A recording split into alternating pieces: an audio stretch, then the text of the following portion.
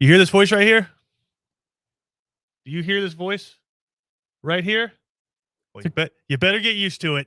You hear this voice over here? That's good, but I was going to talk about yours. I was going to say it's a good one. What were the first words you just said right there? Wait. So I just want. Do you hear these two voices?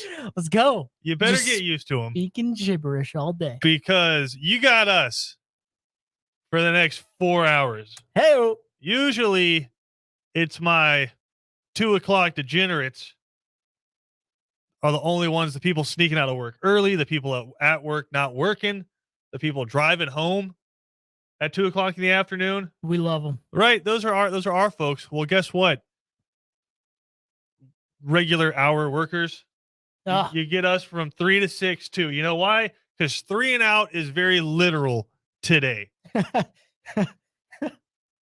All 3 of them are out. Get out of here. Which I find interesting because I am the only golf fan in this entire damn station. And on the week of the Masters, you guys have me up here working extra. True. You know what? No, you're up here working. So I was going to say like Daytona 500, I'm making you work. But I don't know. You said extra though too. And yeah, we're both having to do a little bit of everything for sure. But man, I was trying to watch Tiger. Yeah. And he's falling apart on 1. He already hit a bogey on 1. And then he's hitting the sand on 2. So right now, Tiger Woods even par on the day. I'm just trying to watch Tiger, and these guys are making me work more. Yeah, no, it's frustrating. You know, the opening weekend of Braves baseball too. I mean, that's it's funny how that all worked out. Funny how it all worked out. Imagine that. What I think is rare too, and we won't dive into each and every one of these, but like just between you and me, like. And everyone listening. Yeah, but I'm not going to dive into all of it, like the reasoning. But I think it is funny. 3 and out today, as you said, very literal, all out. And I think it's extremely rare, like for different reasons. Yeah. You know, like each one of them have a different reason. You know, I don't believe in coincidences. Right? I think they set this up. Is this like the senior day, the senior skip day? Is that what this is? Oh, man, it's literally senior day because they're all old. That's what I'm saying. They're all old. They're all skipping today for different reasons, quote unquote. But hey, all it means is we get to do more. Hold on, Tiger shot. Yeah, Tiger. Hopefully, he can get out of there. Come on. I don't think I'm allowed to do what I almost just did there, so I'm not going to. But yeah, you should totally go see what Tiger. I can't give play-by-play live on the radio. There is Masters Radio, just between you and me, man. And you can listen. But Tiger Woods just hit a shot. I can't describe it further than that. I can update you on scores. I will do that. And right now, Soo Kim is in the lead. Charles Schwartzel is in second there. Danny Willett actually, tied for lead as well at -4. Charles Schwartzel at -3. Cameron Smith and Joaquin Niemann at 3 under there as well. So really nobody running away with it.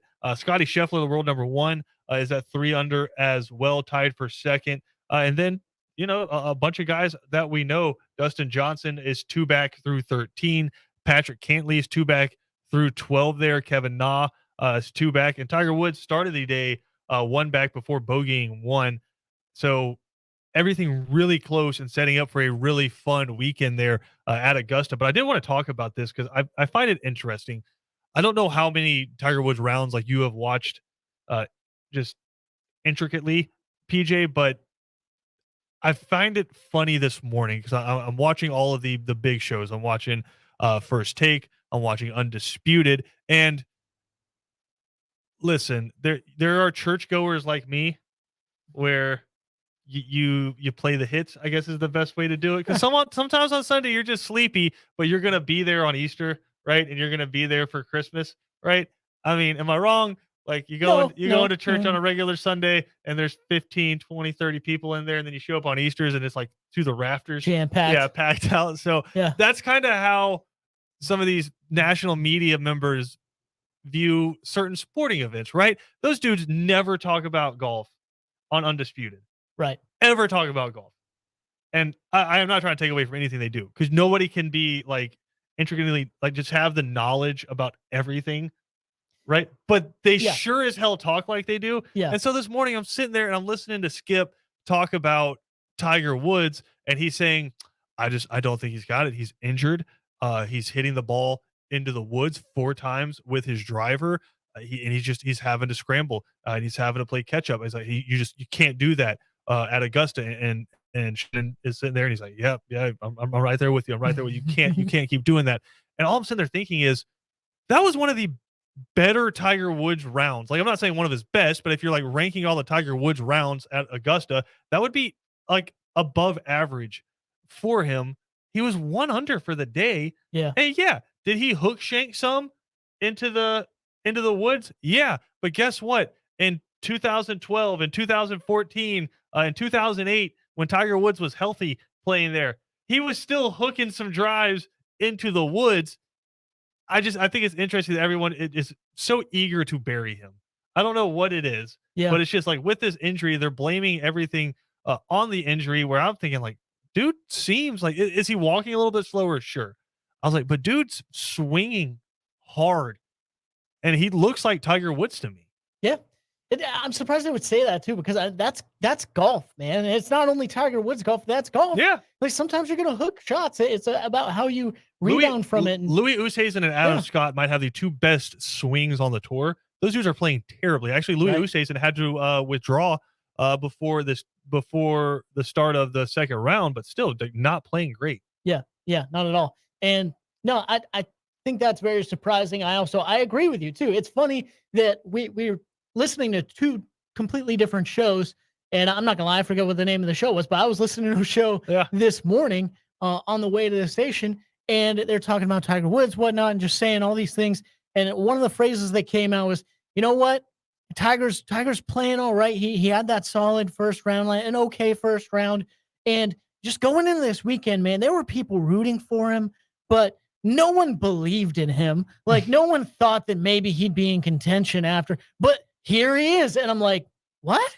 Yeah. No one at all. Like, I mean, here's what it is. And this is kind of like moving. This is kind of moving and like to a different conversation, but it's not everybody can be knowledgeable about everything.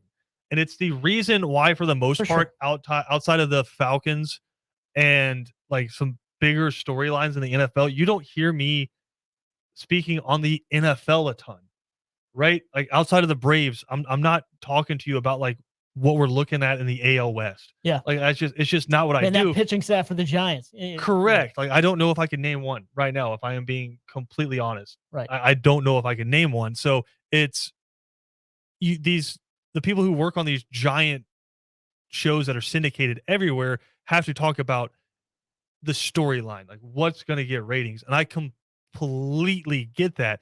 And it's just like in where we are in our part of the country, we know what gets ratings. It's college football, it's Braves baseball, right?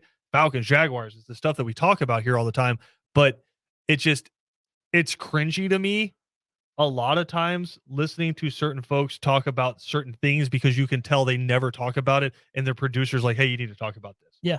It's just like watching them talk about Georgia and Alabama getting ready for a national championship. Mm-hmm. It's like, and again, I'm not trying to be like gatekeeper here. Like you can't talk about this. You can't watch this. If you can't tell me who Alabama's 3rd defensive tackle they rotate off the benches, I don't want to hear you talking about this. But it's some of the takes where you're just like, it's not your fault because you can't know about all this, but maybe your producer should have done a little bit better job informing you on this. Cause like, it hurts, man. And like when you hear them like talking, like if Georgia plays a close game against Kentucky, they're like, hey, Georgia's playing a close game against Kentucky.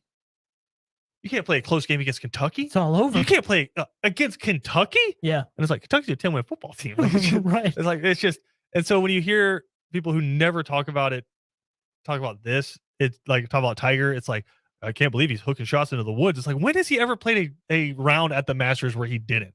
Yeah. So I don't know. Again, I'm not trying to be like, I try to avoid talking about things where I have zero idea what I'm talking about. For sure. And I'm not saying that Skip and Shannon or anybody else have zero idea what they're talking about, but you can tell. I didn't watch anything yesterday. I'm coming in. My producer handed me this. All right, let's talk about it. Mm-hmm. Then, or the part that I love the most is like they try and recall something or talk about something that was like relevant to said player. Yeah. Not even talking about just strictly golf, but like to said player or to said team like 5 years ago. Like they just kind of go back to the like like the 1 year Russell Wilson was at Wisconsin, right? And they had a really solid quarterback, could move around, could do some different things on offense. If like they could go back and like, man, Wisconsin's really expanding their playbook and they're doing a really solid. Really? No, because Wisconsin's right back to three downs running the football every down. So TJ taking you're wrong. any chance to take a shot at Wisconsin. No, but I mean, I'm just saying, like, it is fun. That's probably one of my favorites is like trying to go back and I don't really know what I'm talking about here. Let's try and recall something that I do. Okay, we do know about that person. All right, I'll say that. And it's like, nope. They've reinvented their game since then, and you obviously have not been paying attention. So no, I completely agree with you. I do, like you said, it's something like we're not calling them out specifically, but at the same time, it is. It happens everywhere. It's a pain. It has to happen, but you wish it didn't. Yeah, it happens to me all the time too, where somebody wants to talk about something. I'm like, listen, I'm gonna be honest. I have absolutely zero idea what that could be, but it is what it is. We got to take a quick break here. We're gonna come back. We're gonna talk about the Braves. They lose their opener 6-3 to the Reds in just brutal fashion. Actually, not a bad outing by Max Fried there, maybe through one or two bad pitches, but outside of that, I thought Max Fried played really well last night. Charlie Morton on the mound for the Atlanta Braves tonight. We'll come back, talk about that next. Also, some more Masters talk as we head into the weekend. A little college football talk coming your way. This is Second Down on ESPN Radio. We'll be back after this.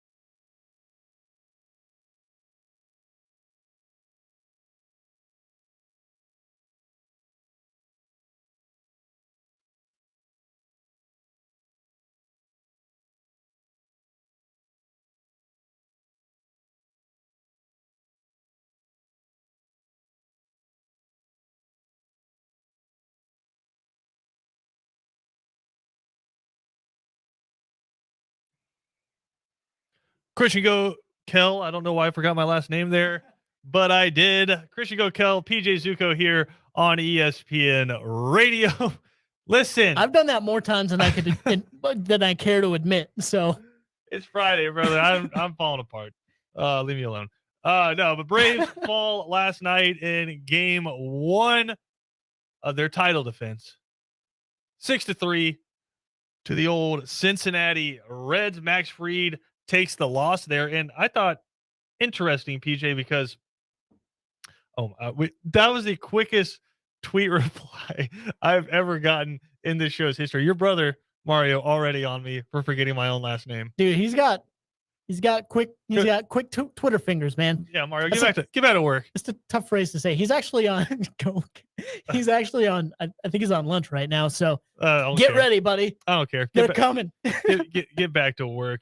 No, but again, Max Fried gets the loss last night. He goes 5 2/3 innings, gives up 5 earned runs, 5 strikeouts though. There that he spread out over 84 pitches, but more so than that, it was just one of those incredibly frustrating Max Fried performances where he gets out there and looks great through the first inning, and then it's just these soft little perfectly placed jam shots that the Reds got everywhere. I think the first run of the game, Tyler Stevenson gets hit in the foot by a curveball, but I mean, it's just a curveball that started out on one side of the plate, came all the way to the other side of the plate, and Tyler Stevenson just stood there. He's like, this thing's going to hit me, and just kind of took it off the toe, and that ends up being the first run after just a couple of, you can't even call them seeing eye singles because those are like on the ground and they find their way through. These are just like lob shots that are just perfectly placed. They were laughing last night on the ESPN broadcast because coming off of the bat, typically a single in baseball is going to be somewhere like 90 to 100 plus miles an hour off the bat. These are like 60 mile an hour shots. Yeah. Like PJ, gracious. you can probably throw a baseball harder than that. Right. And it's just, they're just kind of just perfectly lofted over the heads of the guys in the outfield. So Max Fried gets the loss there. And then we saw 3 new guys from the bullpen actually came in and did a really good job. Colin McHugh comes in. He gives up 1 run in a third of an inning. So maybe not the best job. Maybe I overspoke. But Spencer Strider looked good. There you go. 2 innings and no-hit baseball. There's some positive. That's right. And he was throwing some daggum heat. Yeah. 100 miles an hour pretty consistently for him. 5 strikeouts. Then Thornburg comes in there to wrap the game up for the Braves. So you didn't really get to see any of the night crew yet. Right. Or night shift, excuse me. Yeah, there you go. Yet. But kind of the deflating kind of feeling there. You lose 6-3 to the Reds in the celebration. You got the cool gold trim on the uniforms. Kind of disappointing. Yeah. Yeah. I mean, I would say, and you want to come out there with excitement and whatnot. And yeah, if anything, I would be maybe a little worried about Max Fried being too jacked up, just too ready to go. And it like you said, it seemed like that first inning was really solid, really good. And then all of a sudden it just kind of pull the rug out from under it. And honestly, like you use the word deflating for the whole night, that probably could be used for his pitching performance, especially that second inning on. It just seems like kind of all the air got pushed out of it, which is odd. Here's what kills me is I really feel like he threw 1 bad pitch, and it's the one that Drury hit for the 3-run home run there in the 6th. Before that, it was 3-1, and he had spread out just those bloops. They're just bloop singles everywhere. Yeah. He had a couple of walks, but it was just those bloop singles everywhere. And then Drury kind of finally broke it open there in the 6th inning, hit a 3-run home run there. And then that was like, okay, he threw the 1 bad pitch, and that kind of broke the game open. You do have Austin Riley just blasting a home run 425 feet last night for a 2-run shot to get it back to 6-3. But I didn't think Max Fried threw bad. But I will say this, and Brian Snicker kind of touched on it. You had a week less basically of spring training because they accelerated the spring training table to get these games going. Mm-hmm. So I do think around baseball, you're going to see some guys who typically are the best in the game, maybe just have some rust they have to shake off. And I think maybe Max Fried, the one rusty thing you could say you saw from him was he wasn't able to put guys away. And so maybe that's the thing that he shakes off. So this first week or so is going to be basically like the NFL's looked with week 1 now that they're only playing a limited amount of preseason games where everything just kind of looks rusty, and it's going to take a little while for them to get things going. But we did get a chance to see Matt Olson make his debut. He had a couple of nice snags, gets a hit last night, or excuse me, scores a run last night on a walk. but a couple of walks there for him. Did you see the Ronald Acuna, Freddie Freeman kind of news that was breaking? I've seen spurts of it. I haven't seen like every little detail of it, but I have seen a lot of it. I saw Freddie's comments back to the reports that he heard, just basically. So yeah, Ronald Acuna was on an Instagram Live, basically one of the shared ones, with a reporter from the Dominican Republic, and they were going back and forth in Spanish. And the reporter asked him, "Hey, are you going to miss Freddie Freeman?" And again, you can see all of this on the IG Live, and the reporter has confirmed all of it. He was like, "Nah, I'm not going to miss Freddie Freeman," and saying that there was some friction between him and Freddie Freeman. And then it kind of got into the minutia of it, which was like Freddie Freeman just kind of came to the clubhouse, warmed up, played the games, and then he was out. Whereas Matt Olson is kind of chilling with the boys, hanging out in the clubhouse, bunch of young bucks, and which I get the difference there, where Freddie Freeman has a wife, has 2 young sons, right? So like it's a little bit different in terms of like the age difference. I think Freddie Freeman's almost a decade older than Ronald Acuna. Yeah. But then the one that kind of rubbed people the wrong way was it said Freddie Freeman came up and rubbed the eye black off of Ronald Acuna's face when he was a rookie. And they asked Freddie Freeman about that in that report that you were talking about. And he kind of said, yeah, I mean, it was an isolated incident. And then he went into the whole, you play for the Braves, you can't wear your sunglasses over the A. You can't have certain eye black on, right? You have to have your hair to a certain length. And he was like, I was just one of the vets that had to kind of uphold that.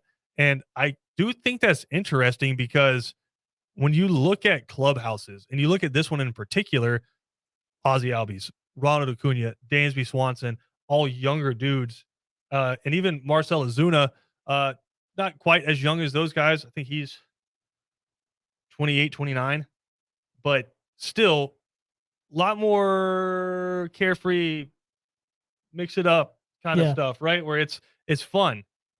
And they're out there, they're celebrating, they're bat flipping. And then you have Freddie Freeman, who's the consummate professional. And he's kind of he's in that in between, right? Where he played with the Chipper Joneses, right? And the Brian McCanns, who was ready to fight you if you came around third base after bat flipping, right? He was kind of in that transitionary period where now bat flipping and celebrating is highly encouraged. Yeah. Right. So it's just, I can see how that would be awkward for Freddie Freeman, but also I can see how Ronald Acuna was like, I took that because I was a rookie. Yeah. You ain't doing that to me now. Yeah. Yeah, of course. I do kind of find that odd too. Like, I don't know, not to get in the insane minutia of it, but have you always, there's certain things that leaders in whatever sport, clubhouse, a basketball court, football field, there's certain things you do to, enforce maybe what the coach is saying, or you see a characteristic in a guy, you try and mold that a little bit or try and talk to him. There are certain things though that I'm like, especially with baseball kind of clubhouse rules, like for the Braves, like for the Yankees. To me, that's like, I don't know, just thinking of it personally, that's kind of like either a manager or like a higher up thing. That's not really something that I would put myself in the way and be like, all right, I'm going to be the guy to say, well, no, for my teammate not to do this. I don't know. I do think I've heard a lot of coaches say, I don't know how much it is with baseball, but I'm sure it's probably universal across sports, are the best teams are the one where the coach has to be involved the least with stuff like that. To where if you have the people with seniority on the team that can kind of handle that stuff and make sure you're practicing the right way and make sure everybody's wearing the same thing out to practice, right? Like everybody's following the rules and the coach doesn't have to then waste time with stuff like that. And the coach can just focus on coaching the team. Yeah. I think that's important. And so like, and beyond like the eye black stuff, right? It's maybe you can be a buffer as a team leader between like a young guy maybe potentially making a career altering mistake and like going in and talking to the manager about it versus like, talk to me about this first. Yeah. I'll make sure to steer you in the right direction. And so it's interesting. I do think Ron Acuna did come out and say he didn't say any of that, but it's on IG Live and it's the reporter has confirmed that all of those things were said. So it's interesting. The more you get separated from Freddie Freeman moving on, because the initial aftermath of it, it was hugely painful for the Braves. But it seems like the more you get away from it, the more this seemed just like inevitable.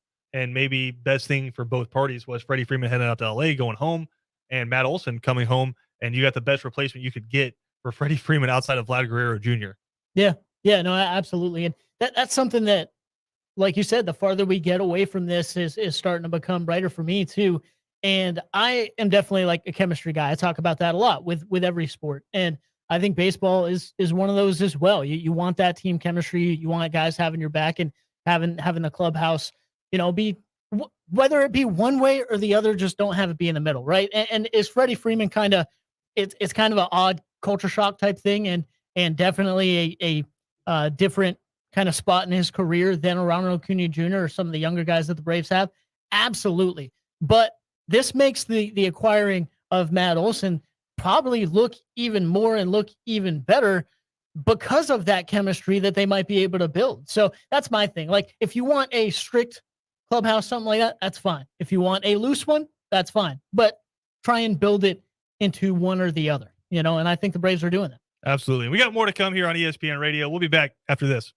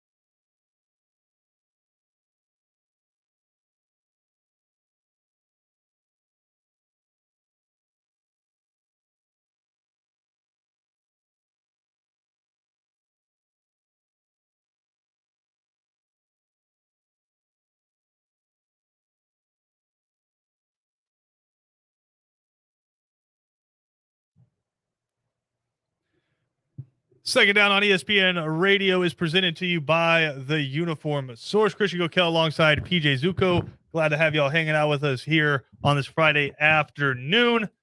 Sad update. Tiger Woods +1 now. Oh, +2 on the day through 3. So Tiger struggling early there in Augusta. But we were talking about baseball there, PJ, and I find it interesting. I've used that word like 18 times a day. I need to figure something else out, but I like to talk about things that interest me. And baseball as a sport, how many baseball fans do you think there actually are? Because Kevin Thomas is a baseball fan, right? He will watch Guardians White Sox. Right? He will go out of his way to watch some baseball. We will walk in on him in the production studio watching like top strikeouts of 2021, right? Yeah. He is a Major League Baseball fan.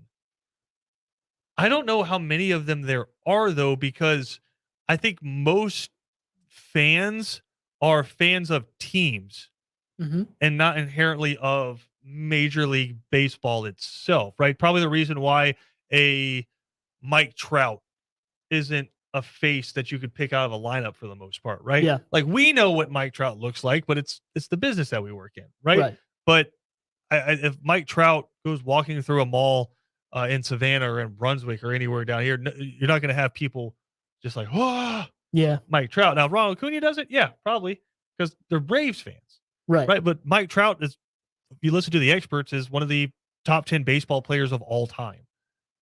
Right. Yeah. So it's just, I feel like baseball more so than a lot of other sports. Because, right, like fans of the NBA, like if you're a Hawks fan, you distinctly know who Kevin Durant, LeBron James, right? Even John Morant to an extent now, right? You know who these players are. But for whatever reason, I feel like baseball in and of itself, you have 99% of the people who are interested in baseball are interested in their team. And then you have like 1% who actually care about the entire baseball. sport. Yeah. I agree with you there. I think I heard it best the other day. Someone said it's become very localized. Like it's a local sport nowadays. It's not necessarily a national sport, a worldwide sport anymore now. And its popularity and people playing it, sure, yeah, it's a global sport, absolutely. But in a MLB type of fandom situation, it's a very local sport nowadays.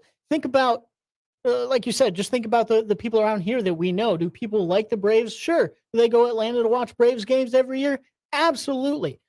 But it's more of a, it's not really a inherent like passionate fandom. It's like a, like a side gig. It's something they have some fun with sometimes. Other than that, that's kind of it. That like you said, they'll talk about Kevin Durant, LeBron, what's happening with LeBron James, even Damian Lillard, out in Portland to a certain extent, and they know everything about him. But just like us, could they name or talk about like the San Francisco Giants in depth? No, but there absolutely are baseball fans out there that can do that. But I'm with you. I think it's very few and far between, and that's what, like, I chuckle about it, but that's what makes kind of Kevin Thomas's so special and so interesting to talk baseball with. But that's also a problem. Yeah, because that means there's very little of them. Now you go to baseball stadiums, whatnot. Sure, some of them, especially the night games, are big important games, packed to the brim with fans. But also, I mean, that's another. You're seeing even that start to wane down a little bit. The day games, the evening games that teams aren't a huge factor in their city, and that attendance starting to go down a little bit. So like, yeah, I mean, it's not great. And like you said, that those pure baseball fans, I feel like are few and far between nowadays. Like the complete opposite of that to me are race fans, right? Like, yeah, like they like whether it's F1 or NASCAR, care more about the sport in and of itself, consuming the sport. Now I understand it's a little bit different because there's not 16 different NASCAR races happening every weekend, right? True, yeah. There's one NASCAR race, but like more so than it's like, I'm just a Dale Earnhardt Jr. fan, or I'm a Bubba Wallace fan, right? It's you care about NASCAR. I'm not saying there's not people who weren't wearing Jimmy Johnson jackets and stuff like that, right? Mhm. But to me, more so, they care about the sport. If you ask like the average sports fan in the state of Georgia, they're a Georgia football fan, they're an Atlanta Falcons fan, but they love college football. Like they're watching the Iron Bowl, right? They're watching the game between Michigan and Ohio State. If Green Bay is playing Kansas City, they're watching that. They are consuming NFL football all week. They know what Aaron Rodgers looks like, right? They know what Jimmy Garoppolo looks like, Yeah. right? Odell Beckham, yeah. If he walks through here, everybody here is going to know what Odell Beckham Jr. looks like. And I don't think that's the same with baseball, which is wild because these guys get paid exorbitant amounts of money. Aaron Judge reportedly turned down a $270 million contract Good from God. the New York Yankees. Yeah. Right. These guys get paid crazy money. So obviously the interest from fans is coming from somewhere. And obviously Yeah. playing 162 games helps. Right. But True. Yeah. I think it's interesting that for a sport that is just paying people more and more and more and more money, we're seeing, or we don't see the kind of rabid fascination around the league in and of itself that we do from other sports leagues. Yeah. Yeah. And it's odd. I don't know where to pinpoint it or where to kind of go to figure out how to fix that either. Because you could talk about, I feel like for whatever reason, everyone's first point when you talk about something like this is, well, make the game more exciting and make it shorter. Make it speed it up a little bit. To Kevin's point, I feel like Kevin's point, I think it's him, but to Kevin's point on this, it is like, I don't hear a lot of people going to events and getting consumed in them and saying, man, I really wish this was shorter. I really wish I wasn't here. You're only right making now, it faster for TV audiences. Yeah. Yeah. Absolutely. So I don't know if even that's, the answer. So it's very complicated one for sure. But I know also, I mean, with NASCAR fans, for example, you brought up racing and NASCAR fans and whatnot. I mean, I became a fan of the sport more and more, the more I thought that it was going down and we were possibly going to lose it. And then it became, all right, what can we do to fix this and make this more exciting? And that's kind of when I started turning around and probably appreciating other drivers a whole lot more. It helped also that Dale Jr. wasn't really competing at a very high level at that point. So I started appreciating a lot of other people more as well and respecting their driving style. But because of that, NASCAR kind of evolved and changed a little bit, and I think brought more people back to the racetrack because of that. Is that the same answer for baseball? I'm not sure, but I mean, like you talked about before, I very much am someone too that I'm not going to try and fake an answer that I don't know. Yeah. That's a very interesting, like you said, takeaway and something that I don't have all the answers for, but I know something needs to get done. Because, like you said, those pure baseball enthusiasts are kind of I wonder if it few and does, far between or if right they now. can survive off that. If they can survive off you just loving your team, because it is kind of a passed down thing where it's like your parents are going to pass down their fandom of whatever team they are. And I think the Braves are an interesting example. I don't know what it's like around the rest of the country, but the Braves I think are fascinating because they cover up so much territory. I mean, True, yeah, you have to go to Tampa before you hit any to the south. You have to go to Washington, to DC before you hit think so. anything to Yeah, the north, and then west is Houston yeah, it's got to be Texas. before you hit another team. And so it's the reason they call it Braves country, and it's the biggest.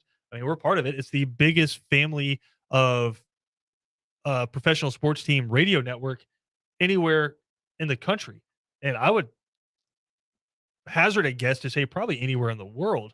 But I think Braves fandom is so interesting because there's a word again, because you have people who are North Carolina football fans and Carolina Panthers fans and the Braves fans. Yeah. You have people who are Florida State football fans and they're Braves fans.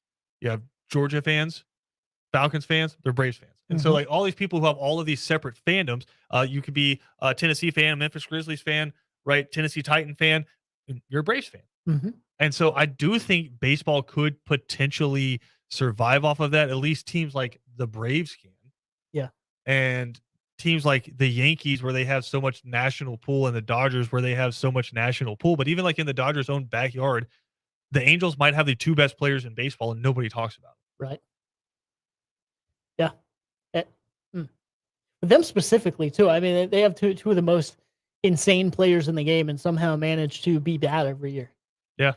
It's so odd to me. I know that's kind of a side conversation, but yeah, possibly. I mean, I feel like this has been happening for a while now, and like you said, it's survived to this point, and they're still being able to turn around and give out these huge contracts. So maybe it is there is a certain kind of, I don't know, like wholesomeness to that as well. But is it a good business model? Ultimately, that's what everything comes down to, right? It baseball is a fun, like for me, like baseball is a fun thing to do or go see every once in a while. And I love it because it's always there. Like you said, 162 games. So Yeah. that's plenty of opportunities to, have people come into the baseball stadium and spend their money there. But I mean, as long as the business model was working, I guess, then why change it?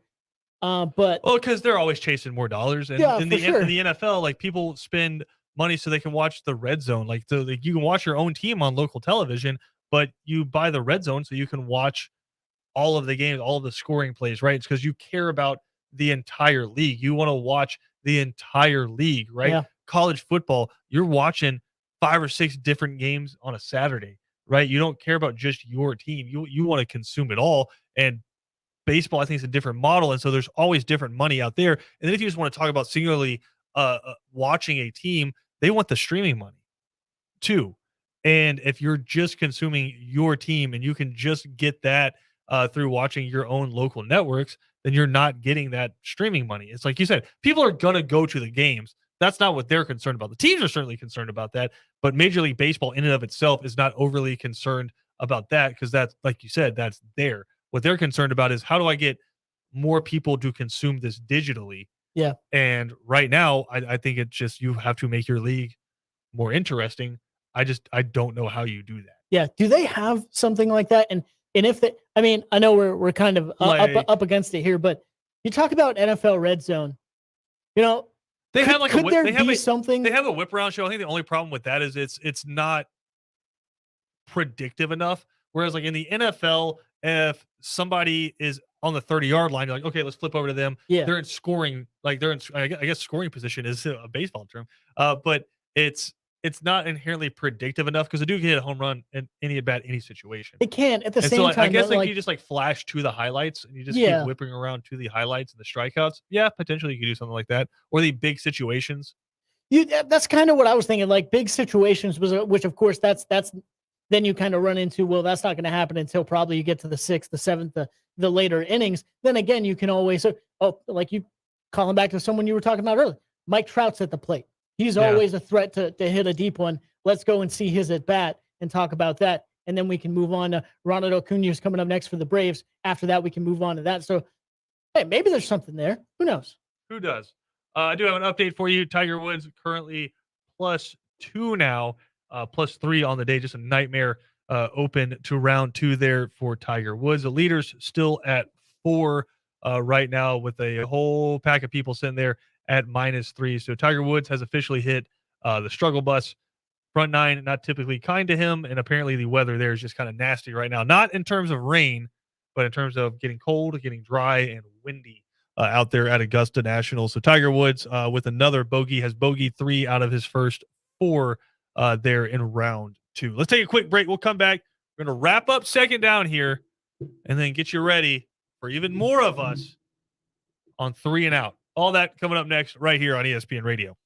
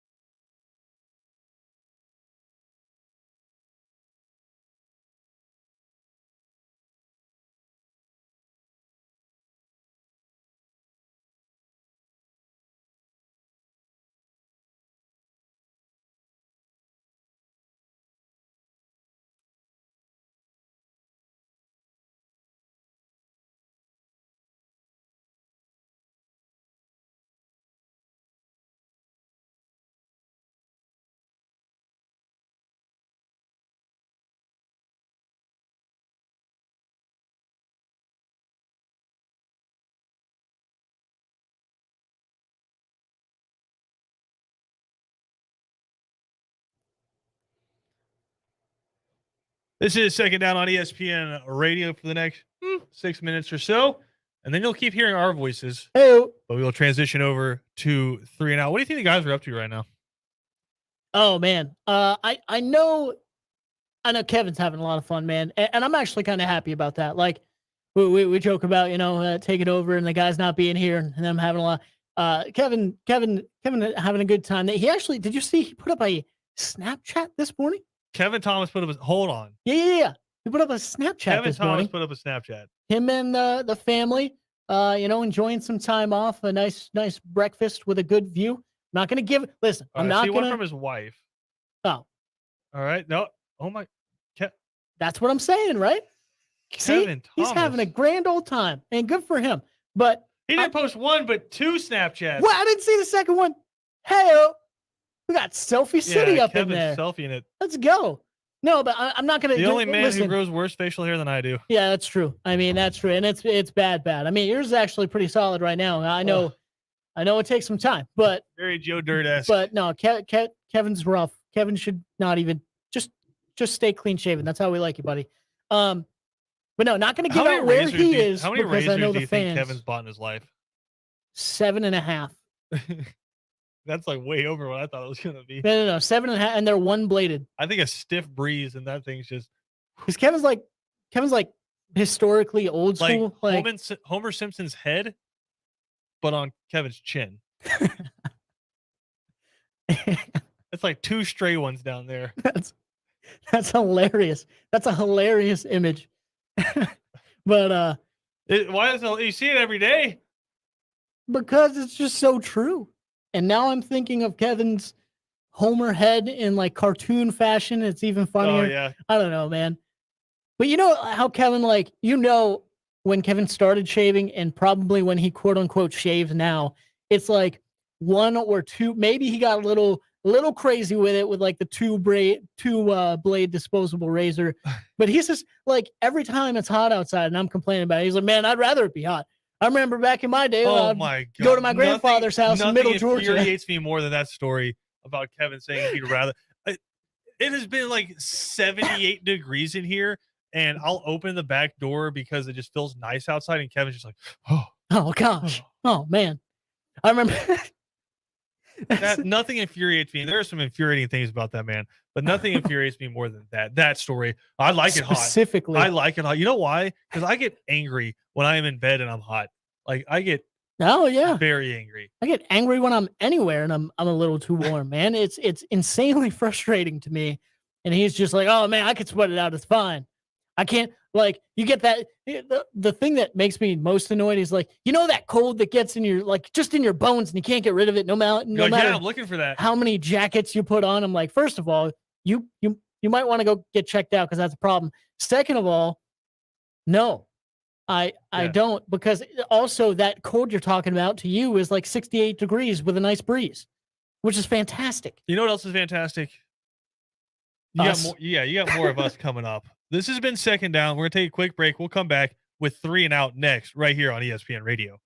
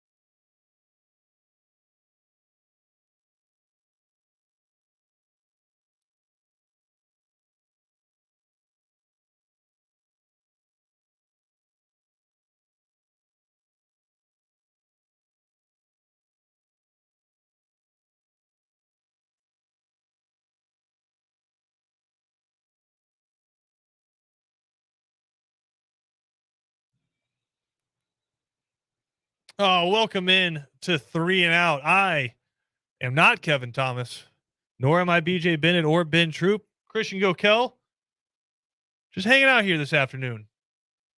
3 and everybody's out.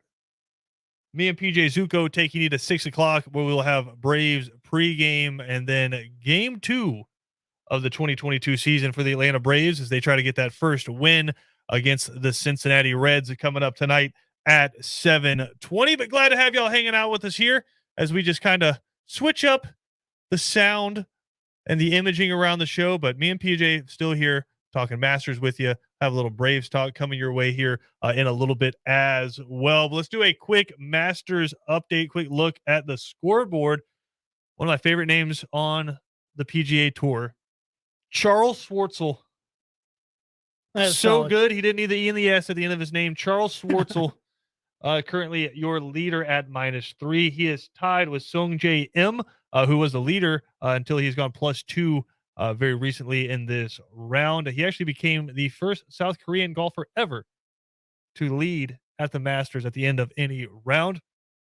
Also at 3 under, Danny Willett, and then a whole host of guys at 2 under there. Harold Varner the third, Dustin Johnson, Cameron Smith, Joaquin Neiman, and then last year's champion Hideki Matsuyama is 2 under through 4, and so he has fought his way back into contention as well. As for Tiger Woods, he is currently +3 for the day, +2 for the tournament. So currently 5 strokes off the pace, and hopefully trying to settle out here a little bit as he moves to the middle part of this just absolutely pristine golf course.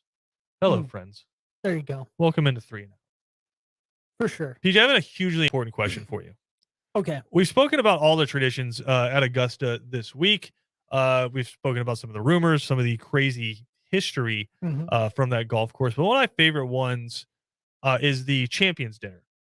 Yeah. So during Masters Week, leading up to the tournament, the previous champion gets to determine the menu for all of the Masters champions that are coming in. They're going to be on hand, and they all get to sit down, talk about how awesome it was to win the Masters and how cool they are and what those bank accounts look like, and they get to eat amazing food. I mean, look at this. I see you're wearing your green jacket. Oh, that's great. Yeah. Isn't it cool that we only get to wear this once a year? That's right. Well, no. I mean, for like 7 days, though. I get what do you? But that being said, I love the fact they get to choose their menu, and then some of the best chefs in the world prepare that food. So my question to you, PJ Zuko, is when you win the Masters, what's your menu going to look like? I get asked this, I think, every year by somebody. It's not always you. You got to do it. There's segments we recycle. No, I don't even mean like that. Half the time it's off the show. Sometimes it's a friend. I'm really kind of boring. I'm really bland. No, I need an appetizer. It is what it is. I need an appetizer. I need a main dish. I need 2 sides, and I need a dessert. That's fine. I will go to, like, if I was on my deathbed and they're like, listen, you get one more meal and then we're pulling the plug. I want a steak, probably just like nothing crazy. No, what? Make it crazy. All right, fine. It's the Masters. Make it as crazy as you can. What's the most pristine, like, great piece of steak that you think you could ever have? Like, what's the one you would go that with? I could ever have? Yeah. There's some folks, and they don't do a lot of things well in the North, but they do this pretty well. What? Yeah, right. There are dairy-fed cattle who basically these cows get fed the best grain and the best food they can their entire lives. They're allowed to roam free for the most part on the farm, and they're cared for because for a vast majority of their life, they are dairy cattle, right? They're for their, like, the fresh organic milk, right, is what they're used for. And then a little bit later in life, through a process we're not going to discuss here, they get turned into a steak. And the difference between cattle that are like mass produced for beef and these just loved on cows for their whole lives, the cares, the love. Right, but just like the different, but the taste, too. Really, they've had some chance to kind of just get fat and happy and marble up nice, and so like you see these cuts of steak, and they're almost like purple. Yeah, like with just because all the fat inside of them and stuff like that. So yeah, any cut, but like the cut also matters too. Do you go? But that's what I'm saying. You go porterhouse, ribeye, fillet, right? Like I it's feel just like I've had some really good porterhouses and ribeyes. well, and like so if you go like a porterhouse, like you're actually getting a couple different cuts there. So like same with a T-bone. Exactly. Same with a T-bone. So I feel like I've had a couple different really good parts of a porterhouse. porterhouse. Say it with an accent. It helps. Words are Porterhouse. difficult. I would You have an can't incredible... go somewhere. You can't go somewhere and order a porterhouse. You can't just Right, order the no, not the porterhouse. whole thing. You have to order a Yeah. porterhouse. I actually did something like that off the show one day because and someone's like, "Do you have to do that voice for that word?" Like, What's yeah. the word? No, that's literally. I'm trying to remember it God. now. If I'm being Was honest. it Napier? It was a Southern word, though. I mean, I do the voice for Southern words, so it was not Napier. All right. I honestly can't remember, sadly. But okay, steak. So steak. I would have an incredible piece of Porterhouses. steak. Porterhouses. Just all around. The whole slathered in butter. Yeah, just the whole All right. thing. See what I mean, though? Like that's why I respect the diversity of things that you know a lot about. That's why I asked you that question. Because I was like, well, listen, brother, I didn't work at Longhorns for a year for nothing. That's true. You learn something new every day. I forgot you. I don't know if I knew that you worked at Longhorns. So you gotta work your way through college somehow. There you go. Yeah, one way or the other. I would have a pristine piece of steak. Okay. For sure. As you might guess, I love steak, but I love all the steak. So it's like most of the time I go with a ribeye at a restaurant. I probably would go something with, more pristine than a ribeye if I had to, hand select for the master's dinner and give to everybody. Okay. But, it wouldn't be something small and dinky, right? It'd be a big old juicy piece of steak. Something that has some weight to it. Yeah. All right. So I need an appetizer and then 2 sides and a dessert. All right. That's a lot, man. No, I'm just kidding. Yeah. The sides are going to be mashed potatoes. Okay. Gravy if you want it. Yeah. I'm not a big gravy guy. Yeah, the fixins. But it is what it is. I it's because of my dad. My dad always made them, and he always kept them kind of lumpy. I know a lot of people don't like that, but I would have like lumpy potatoes. Yeah, absolutely. I like that. What's your other side? I'm struggling right now between staying down south and just having some like homemade mac and cheese. Nothing green on this table. Part of that is because I have mac and cheese waiting for me right now, and I really want it. Love that. But I think I'd rather have vegetables, though. I do love vegetables, specifically broccoli, and a lot of people hate broccoli. I get that. You would have your choice, though. I'll say you would have your choice. Broccoli. Okay. Broccoli or a vegetable medley that doesn't include broccoli. All right. Okay. For all those broccoli haters out there. For the appetizer, you know what? My grandma. She always said eat dessert first. Grandma Zuko. But I don't think the masters would let you do that. So for an appetizer, do whatever you want. I would go with somewhat of so you have the steak and everything for the main course. I would go somewhat of a surf and turf type of situation here. So wait, you get a steak, but before that, you're gonna get more steak and seafood? No. That's what I'm saying. You get the surf and turf, but you split it up. You get the surf first. You get the surf first, right? So you can get like some shrimp cocktail, calamari, and or Georgia fried shrimp. I respect that. I like that. You can have a little bit of both, or you can have a lot of one. And then what's dessert? Well, I've hit a little bit of. I've hit a little bit of steak and whatever. I've hit a little bit of South. Okay. My last name's Zuko, so I gotta go with the heritage. Wait, can I guess? I love tiramisu. I love tiramisu. Yes. And if you don't want the actual, maybe like a tiramisu flavored ice cream, which by the way is just as incredible.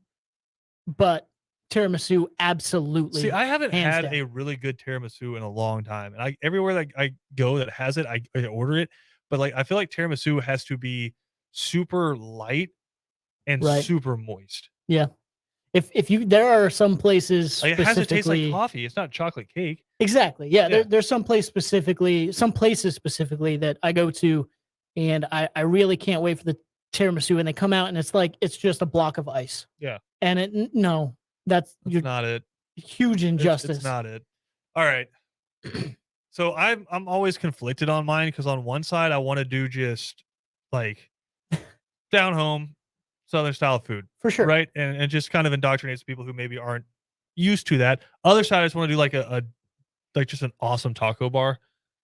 Really? Yeah, like on the flip side of that, like that's what I would want to do. And so you could do like the traditional, like I shouldn't say traditional, I should say like the American Mexican restaurant appetizers, queso, guac, some chorizo dip, Mhm. like all that fun stuff is the apps. And then you can do like a taco bar where it's like obviously you're not building your own because I'm not gonna wear a green jacket and build my own tacos, Well, but no, you can kind especially. of fill it on the card what you want on the tacos, and then somebody makes it and brings them out to you. So like I'm there, and then like for dessert, you could do a nice like tres leches cake, which is just I don't amazing. even know what you just said right there. Tres leches, it's 3 milks. So it's Okay. basically you create like a regular vanilla cake, Yeah. and then you poke holes in it with a fork, and then you take 3 different kinds of milk. I think it's like condensed milk, whole milk, and heavy cream. And you mix all that together and just pour it over the top of it. And it's got like shaved almonds and coconut. And so like it just kind of like it soaks up into the cake and makes it super moist. Yeah. And you got some icing on top of that. That is just crazy good. Holy cow. But the Yeah. flip side of that, I could also do like Never had that. you do like a Southern style salad to start with, a lot of spinach in that bad boy. And Mhm. then I honestly, a lot of people in there might not like it because they're all healthy with their waistlines, but just some chicken fried steaks with some white gravy on top of them, Yeah. collard greens, and some potatoes on the side of that. And then for dessert, I'm stuck between either peach cobbler with ice cream or what I would like to do, soft serve ice cream bar, just like they Yeah. have at every buffet around the world. Right. Because when was the last time those guys stepped into a buffet? Yeah, no, for And sure. so you put some jelly, It's been a while. you put some chocolate chips, you put some peanuts that are crushed up, some gummy bears, some Kinda like chocolate syrup. Yeah, like a Like, froyo stop where it get just your has. froyo out of here. No, I I'm want, not saying- soft serve I'm- ice cream. I'm I'm not- talking like Golden Corral. I'm not saying, yeah, but I would say the froyo places that's all they do have more selections. Yeah, I'm get outta talking here more with about your the froyo. selections than the froyo itself. Get out of here. I want You're an missing ice the cream. point. I want a soft serve ice cream machine that hasn't been cleaned in like 3 years. Absolutely. Bring Kind of that. smoking a Don't you little dare bit. go to McDonald's for that because they don't have those. No, it's kind of They don't smoking a even little bit. exist anymore. I actually think there's an app or somebody was trying to develop an app where So annoying. basically it's like Waze, but for McDonald's ice cream. So like basically you can look up on a map and see which ones are currently working as reported by other people who have been Yeah, to McDonald's. quote unquote. That made me so mad in March, Oh. dude. That made me so mad. I wait all year for the Shamrock Shake. I go 0 for 4. I had to get one. Shout out to Mario, by the way. The first one I got all of March was like super after St. Patrick's Day, and he had to Yeah. get it. I gave up on ice cream at McDonald's after I watched this poor young lady when I ordered the ice cream, which I was shocked that she said yes. But I ordered it and I just like watched her struggle with the machine for about 4 minutes. And then she brought me this like half frozen, half full cup of some kind of milk. And she was like, here you go. And I was like, listen, the pandemic killed all day breakfast at McDonald's. And apparently it was just the final death blow to ice cream. So I gave up on that, but there you go. So that's our food for I'll when we're say, Masters like, champs. I respect it either way, right? But you can kind of go either way on this.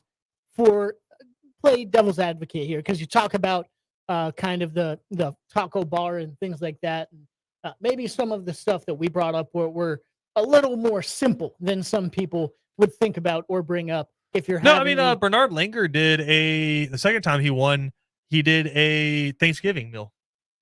Yeah, but that's what I mean. Like that. I mean, that can be pretty in depth though too. Like, so you have again, like, and mine was pretty simple too. But I'm just thinking about like kind of devil's advocate. Like, we have some of the best chefs in the world. Now you can think about this one or two ways. I kind of am intrigued by having the best chefs in the world cooking something simple to see how great they can make it. Or you can think about it the other way, where it's they like, don't know how simplicity works. right. They either don't know, or it's like, man, you have some of the best chefs in the world. Why aren't you asking them to make something that's incredible? It's like my favorite dish mind-boggling. maybe ever, dressing at Thanksgiving was made like on naval boats right. back in the day. And it was just the chef was like, I've got some like bread, I've got some chicken stock, I've got like some pieces of celery left and an onion. Let's just mix it together and see what happens. And then they were like, this is the best thing I've ever had in my whole life. Oh my god. Oh my god. So it's like, so it's like, to me, that's a lot of Southern cuisine. That's Welcome to amazing. our sports talk radio show, by the way. But to me, that Southern cuisine is, for the most part, simplicity. Yeah. It's, we got chickens, we got flour, and we got eggs. Yeah. We're about to fry these suckers up. Can I? But like you said though, that's some of the best food I've ever eaten. Honestly, Yeah. is things like that where you look in the fridge and you're like, my honestly, my mom calls it clean out the fridge night, where it's just like, well, we have a bunch of stuff in here. Let's just kind of throw it together and see what happens. I think also like one of, maybe it's just because it was so hot outside and we were getting used to it in Georgia that it's just anything we ate that was somewhat cool would have been great. But me and Mario were heading to football practice one day during the summer. Tomato sandwiches. That's all we had. That's all we had in the fridge. That's a delicacy, right?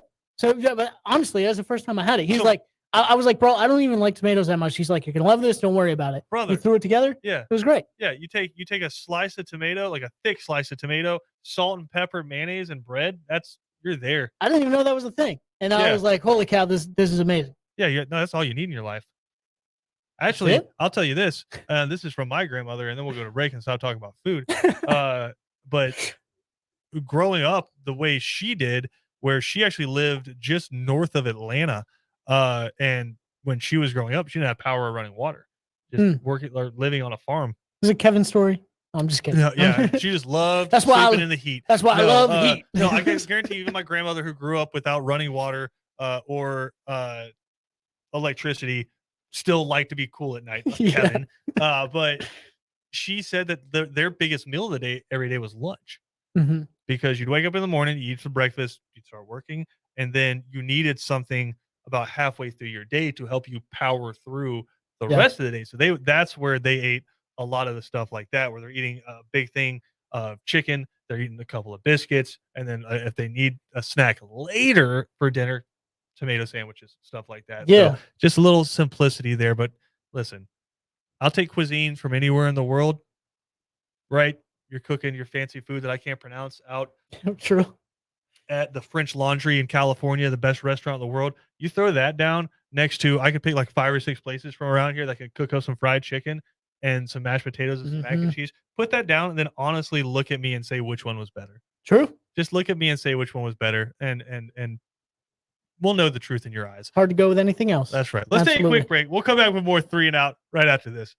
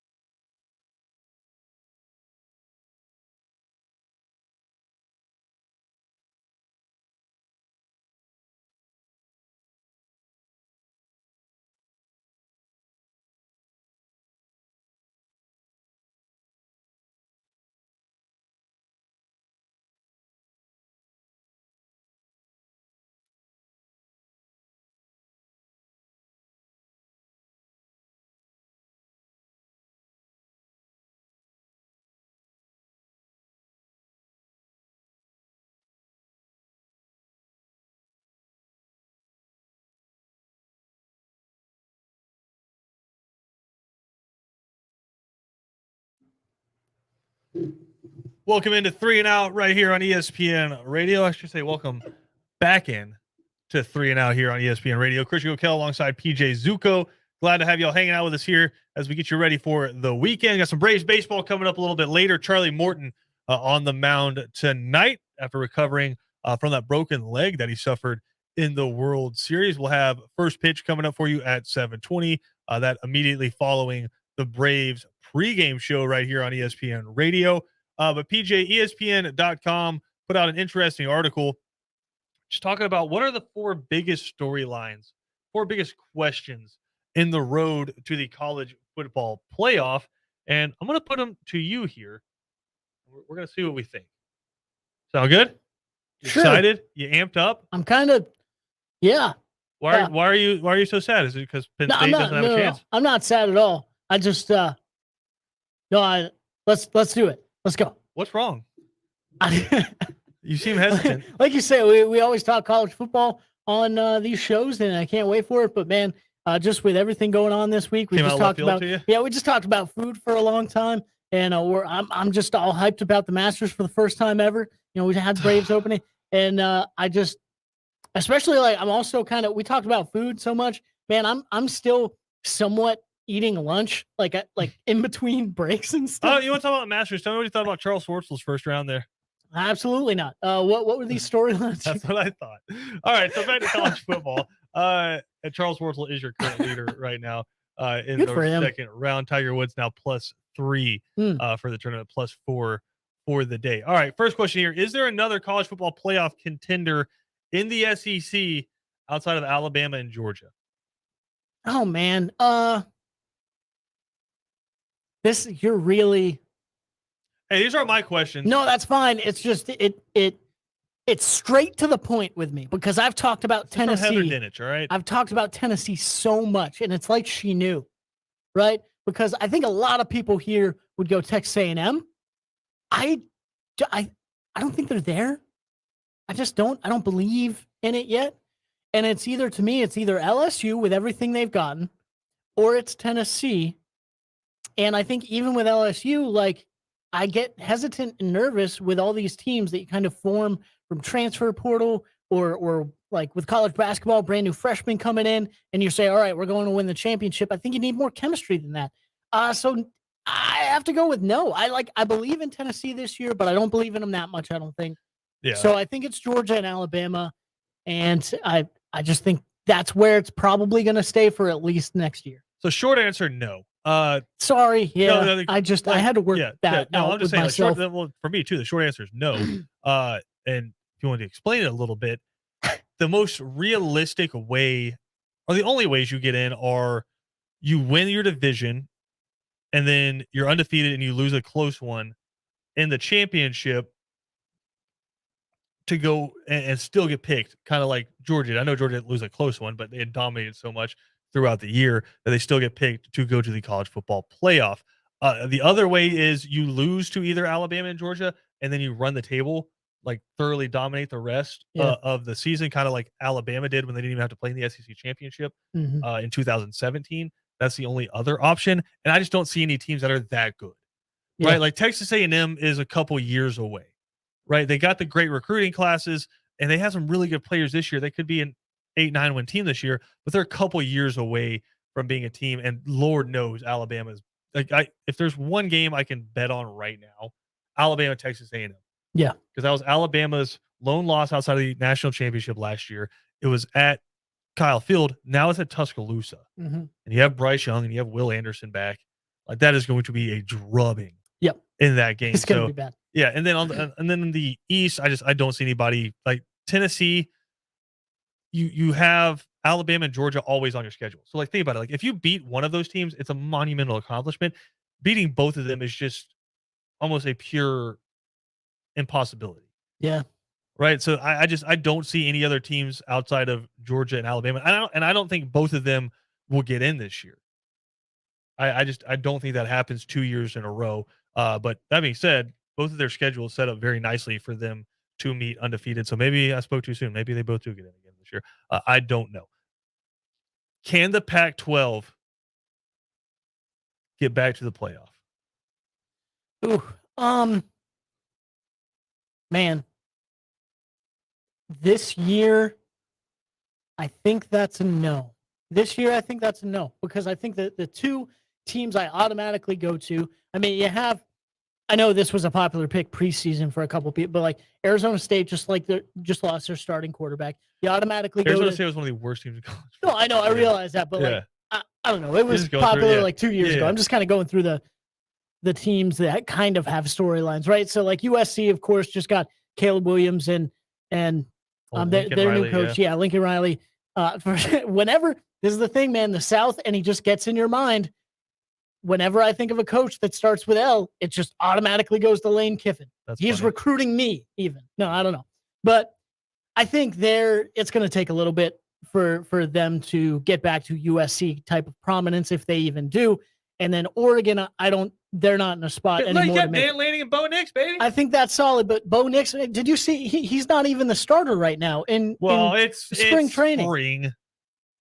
Okay, it's spring. I mean, everybody it's like Brock Vandegrift and Carson Beck taking reps with the ones. That being said, though, like it's going to take time, right? So I don't think the Pac-12 has the firepower. Like those would be the two teams that I would bet on, and I see both of them probably losing 2 or 3 games. So no, I don't think so. I think their best bet's Utah. Man, I always forget about Utah. Let's play in the Rose Bowl, baby. It's so true. Yeah, I think their best bet's Utah, but like I also think Utah could probably start the season 0-1 because they start at Florida. Yeah, and not that Florida's great, but that's just such a hard place to play, especially in the early parts of September, where it's gonna be 100 damn degrees in that stadium. We'll probably play at like noon too. Yeah, the trip and the time difference. If I'm Billy Napier, I am asking for that. Like, hell exactly. Yeah, as soon as we can. Let's start this bad boy. All right, third question here in regards to the college football playoff: is Clemson's reign in the SEC over? They've won it 7 out of the past 11 years. They have. Is their reign over? It's weird. It's like what you consider a reign.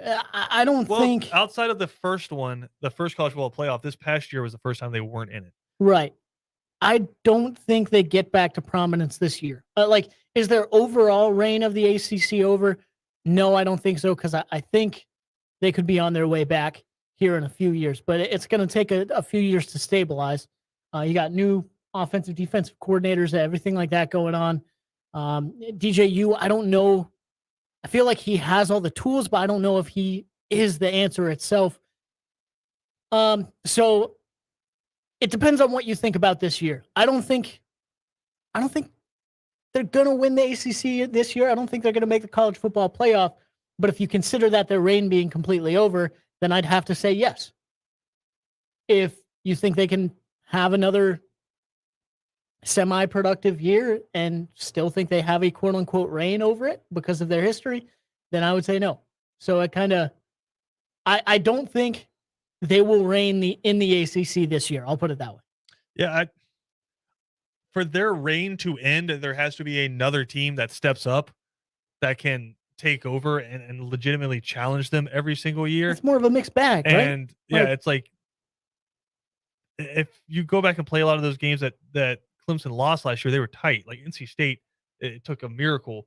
I mean, and they played really well. I shouldn't say miracle, but it took a lot for them to win that game against a bad Clemson team that had a quarterback who threw more interceptions than touchdowns last year, 10-9, right? So you have to have that team, and I think Clemson, should probably be back to like 11 wins next year. Really, the only game I think they probably should lose is I think they travel to Notre Dame coming up next year. And that being said, we don't know what Notre Dame's going to look like. Yeah. And for all the talk about DJU, Cade Klubnik,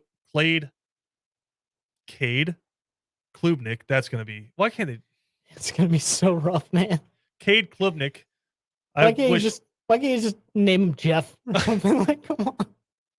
But they have another 5-star quarterback there by the name of Cade, who's really good. And so he could push DJU. So that offense is going to be better one way or the other.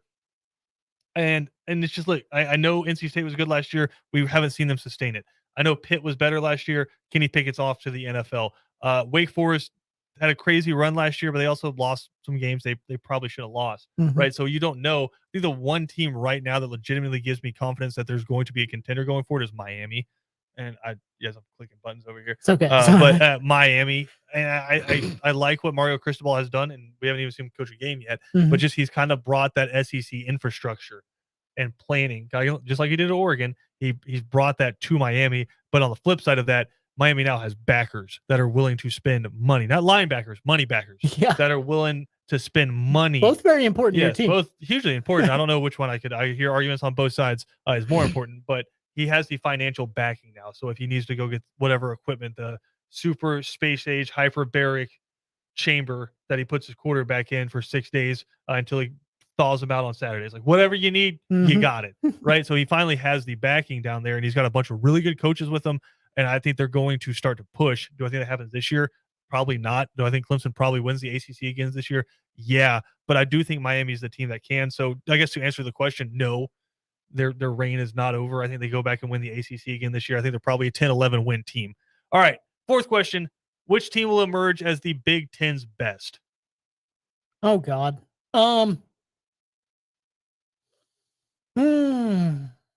You just did you see this on there? And like, I want to make PJ say it, so I'm gonna ask him these questions. Like, this was just a build up, huh? Say it. Goodness gracious. It's not Penn State. I'll tell you that. One day, buddy. That's the sad thing is like maybe one day, and then it's just going to be one day. And then it just goes back to being Ohio State again, which it's going to be this year. There was a day last year where you were number one in the Big Ten. Yeah, one day. Number 3 in the country. There you go. So and you ran in Iowa. Yep. Mm-hmm. Then that happened. Yeah, I think it's Ohio State, and I think, you know, for obvious reasons, I think Michigan will probably take a step back this year. Obviously, very important players on their team have moved on, including to the NFL draft or more, including guys that made that defense very good and made that offense tick. I know they have a lot of belief in their backup quarterback that's taken over now, but I think there's going to be some step back there. I think probably a little bit of the same with Michigan State. So, yeah, I think Ohio State's just they're ready to take over. And even with, obviously, we saw it in the Rose Bowl. They have guys at wide receiver that are going to make that. That could be, like, honestly, this could be the most explosive and insane, like, statistical offense we've seen in a long, long time. And I'm not talking about just Ohio State. I'm talking about, because they have guys everywhere. Yeah. And they're just getting better. Now they have another year to progress in the system, not only the quarterback, but the running back too. It's going to be insanely hard to stop. And of course, they have a great defense every single year. So it's Ohio State. That's not close. They got Oklahoma State's defensive coordinator. Yeah, the rich get richer, man. Like 1 year Oklahoma State has a good defense. So like, we'll take that. Yeah. So it's Ohio State, and sadly, it's not very close. Like, I think this is probably a year where they might go 12-0 in the Big Ten. And the next closest team might be like 10-2, 9-3. Yeah, I think it's one of those years where Ohio State dominates, and I think Michigan State and Michigan were flash in the pans, if I'm being completely honest. Like, I think last year for Michigan was the exception to the rule. They're typically an 8-9 win team, and it is what they are. And I'm looking at what they lost with those bookend defensive ends that are probably both going to be first rounders. I don't know about David Ajoba now with the injury, but they both were projected as top 15 picks at defensive end. But more so than that is with very average quarterback play, Michigan was able to go out and win the games they needed to win, albeit tight games. They won the games they needed to win. If those just a couple of bad passes or interceptions or fumbles go a different way, Michigan's a 2-3 loss team last year. So they made it. They won the game they needed to. They finally broke through against Ohio State.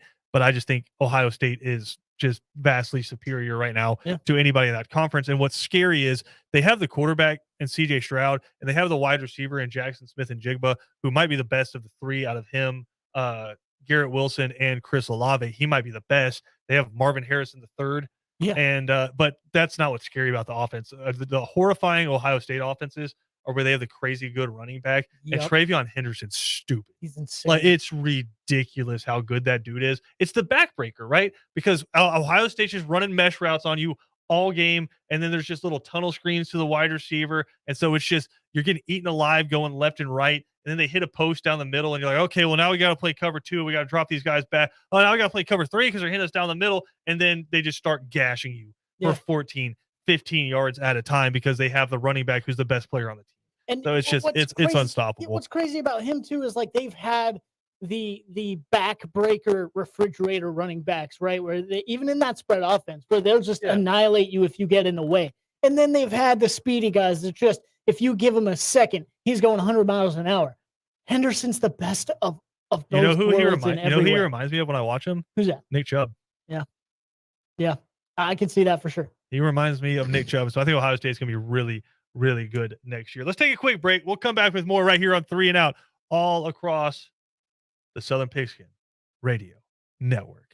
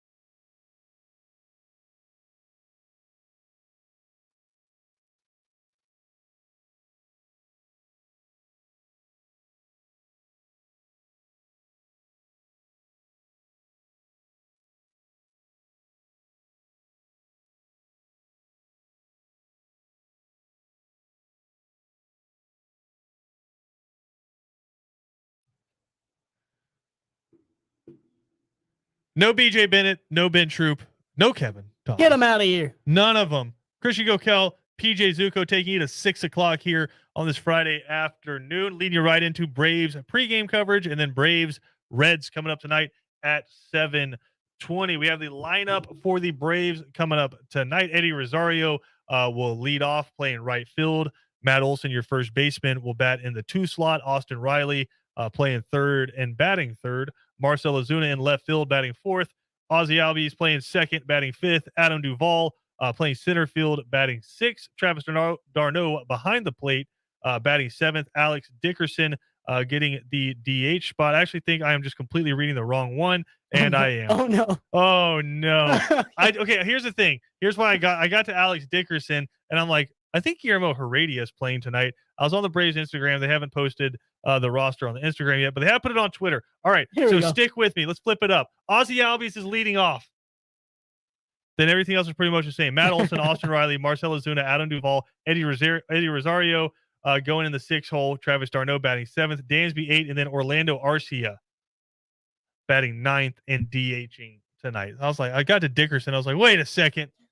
Dickerson ain't playing tonight. But more importantly, on the mound, Charlie Morton tonight, coming off that broken leg, which he tried to just play through like just a stud in the World Series. That was in a way to break your leg. I did not know a baseball could get hit hard enough to break someone's leg. And that thing was right. Like it was a comebacker on the plant foot. So he had like all of his weight on one foot. So I'm guessing a lot of tension and then a ball right to it. But I mean, daggum. Takes a lot to break a leg. Oh, absolutely. I mean, think how hard a bone is, and just crazy to think of the velocity on that thing. But yeah, like you said, took that, broke it, tried to play through it, and like you said, an absolute champ. But can't wait to see him back out there tonight for sure. Hopefully, keep an eye on him. Absolutely. Just kind of like we are Tiger today, just for this weekend, and just kind of monitoring everything. And maybe this weekend, whatnot, but getting precipitously close to that cut line. Yeah, that's tough. I knew that's the struggle bus with Tiger specifically too. Is it is pretty cold up there today, and that wind's whipping around and everything. Dry, like you have all those, everything he's gone through, all the procedures. I mean, I know we've had a couple injuries here, and just like you get a rainy day or a cold day, one of the rare ones, and it starts acting up a little bit. We're not even. Your knees tell you when it's going to rain? Not my knees. It's more my shoulder, which is weird. Like I have shoulder problems. So, but no, like we talk about that, and we're not playing 18 holes of golf at one of the toughest, if not the toughest golf course, on the tour. So that's tough. But yeah, I say all that to come back and say can't wait to see, obviously the return from Morton tonight as well. Yeah. And if you want to talk about that more, you certainly can. But how about the bats, man? That's one of the parts of this team I'm kind of most excited about.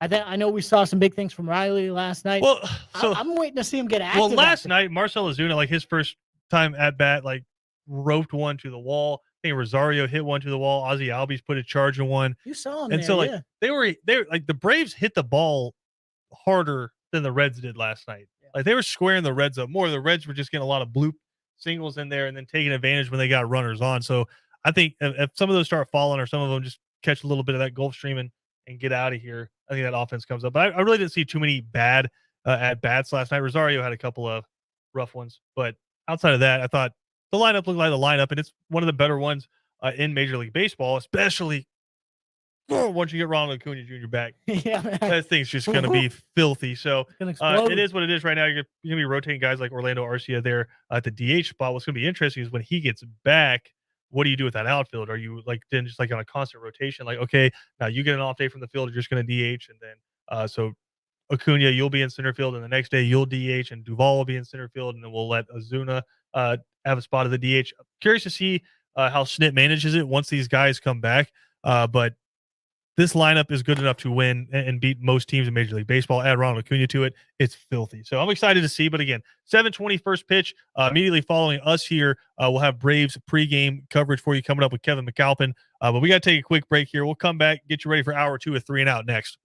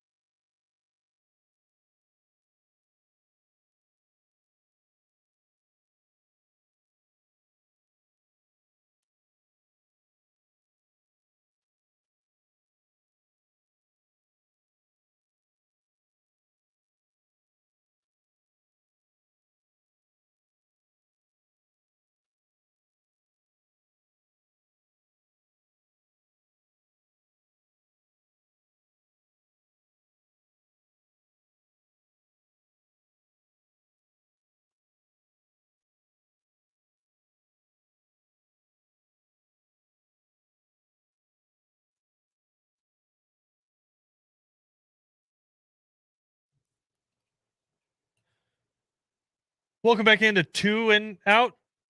2 and something. 2 and something. It's two guys trying to get you through this Friday. We got a big next couple hours coming up here on 3 and Out. Christian Gokel and PJ Zuko filling in for BJ Bennett, Ben Troop, and Kevin Thomas. The guys will be back in on Monday. Maybe that was a Freudian slip there. Feeling in. We're feeling it. We absolutely are. We're used to 1 hour a day. I don't know how these guys do this. I mean, I'll say every single day. I'll say me, just kind of looking over, it's like we're two like we're in the trenches, just trying to help each other. I don't know about trenches. Help each other tough it out, man. For the rest, I don't know about you, but I feel like we're exhausted. It's been a week. We got 2 more hours. Here we go. Let's get after it.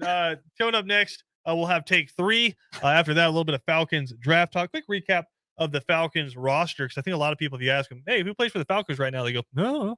Then we'll catch up with Rich Styles from the Back 9 boys, talking about Tigers' performance in round 1 and the struggles thus far in round 2. Coming up in the final hour, we'll catch up with Matt Smith from southernpigskin.com, and then a rousing edition of No Huddle coming your way as well. All that coming up on 3 and Out. If you miss any portion of our show of Second Down, you can find them all on ESPNcoastal.com or wherever you get your podcast. Hour 2 of 3 and Out coming up next.